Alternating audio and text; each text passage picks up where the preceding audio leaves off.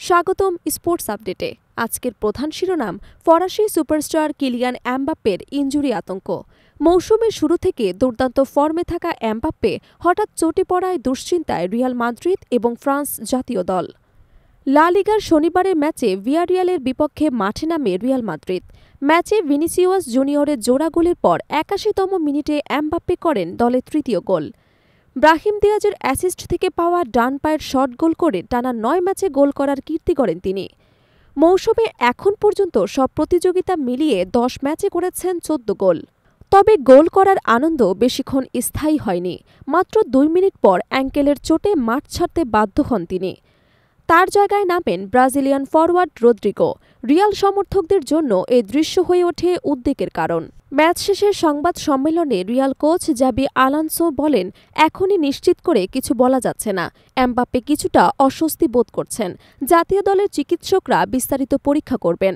আমরা আশা করছি গুরুতর কিছু নয়। এদিকে সামনে রয়েছে আন্তর্জাতিক বিরতি।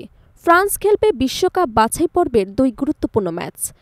আজারবাইজানের বিপক্ষে শুক্রবার এবং আইসল্যান্ডের বিপক্ষে আগামী সোমবার। গ্রুপ ডিতে প্রথম ২ ম্যাচ জিতে শীর্ষে রয়েছে ফ্রান্স।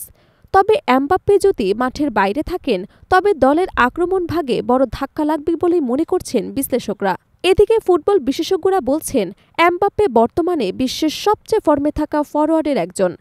তার ধারাবাহিকতা রিয়াল এবং ফ্রান্সের সাফল্যর মূল চাবিকাঠি। তাই তার ইনজুরি ২ দলের জন্যই অশনি সংকেত। মৌসুমের শুরুতে পিএসজি ছেড়ে রিয়াল মাদ্রিদে যোগ দেন এমবাপ্পে। এরপর থেকে পারফরম্যান্স ভক্তদের মনে নতুন আশার আলো জাগিয়েছে। কিন্তু এমন সময় ইনজুরির খবর ছড়িয়ে পড়ায় ক্লাব এবং জাতীয় দল ২ জায়গাতেই শঙ্কা তৈরি হয়েছে।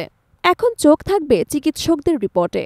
এমবাপ্পের ইনজুরি কতটা গুরুতর এবং তিনি কতদিনের জন্য মাঠের বাইরে থাকবেন, সেটি নির্ধারণ করবে রিয়াল মাদ্রিদ এবং ফ্রান্সের ভবিষ্যৎ পরিকল্পনা।